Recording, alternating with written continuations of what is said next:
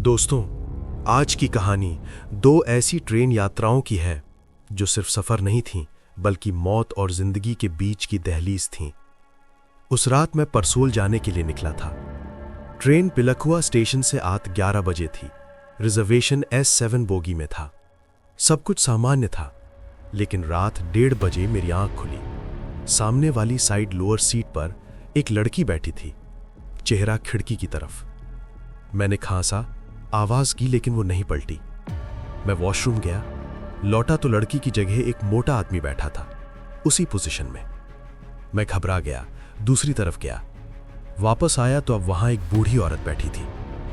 3 चेहरे, एक ही सीट और पूरी बोगी गहरी नींद में।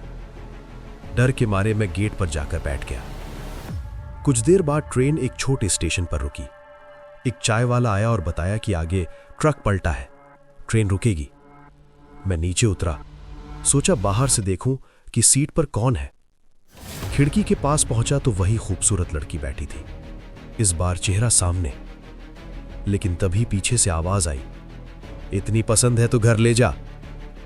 मैंने पीछे देखा, एक आदमी, एक आंख पूरी सफेद। मैं डर गया, दुकानों की तरफ बढ़ गया। वो मेरा पीछा करता रहा। जब पलटा, कोई नहीं था। मैं ट्रेन में लौटा और कब नींद आई पता नहीं। अचानक एक चीख से आंख खुली। मैं ट्रेन में नहीं था, एक पेड़ के नीचे लेटा था। सामने एक रिक्शा वाला बोला, भाड़ा दे दो बाबू, तुम्हें और तुम्हारी बीवी को छोड़ा है। मैं सन्न, मेरी तो शादी भी नहीं हुई थी। वो चला गया।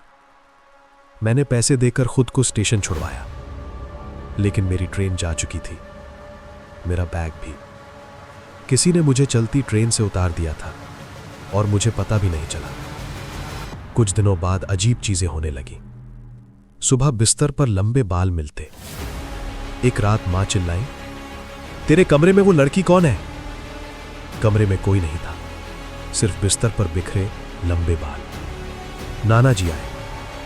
उन्होंने कहा, एक कुंवारी आत्मा मेरे पीछे लग गई है। 9 शमशानों की मिट्टी से पुतला बनाया गया, मेरा नाम लिखा गया और उसी रात हमें वो घर छोड़ना पड़ा। आज भी वो घर वीरान है और पड़ोसी कहते हैं वहां से लड़की के रोने की आवाज आती है। कुछ समय बाद एक और रात मैं बिना सोचे स्टेशन पहुंच गया।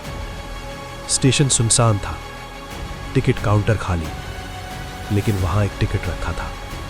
मैंने उठाया, उस पर लिखा था, मृत्यु का समय सुबह 4:02। कोई स्टेशन नहीं, कोई सीट नंबर नहीं। घड़ी में 12:20 थे। तभी बिना आवाज के एक पुरानी ट्रेन सामने आ खड़ी हुई। मैं चढ़ गया। डिब्बे में कुछ लोग बैठे थे, एक बूढ़ा, एक औरत, एक युवक, सब शांत, जैसे जानते हो क्या होने वाला है। ट्रेन चल पड़ी और मेरी यादें खुलने लगी। बचपन, मां की गोद, पिता की सीख, छूटी हुई दोस्ती, अनकहे शब्द, अधूरे सपने। धीरे धीरे डिब्बा खाली होता गया, लोग गायब होते गए। घड़ी में 3:15। मैं सोच रहा था, क्या मैं तैयार हूं? ट्रेन सुरंग में गई और अचानक मैं अपने कमरे में था। सुबह के 6 बजे। टिकट पूरी तरह खाली था। वो यात्रा मौत की नहीं थी, वो समय की थी। उस दिन के बाद मैंने बदलना शुरू किया। माँ पिता से बात करना, दोस्तों को समय देना, हर दिन को आखिरी समझकर जीना।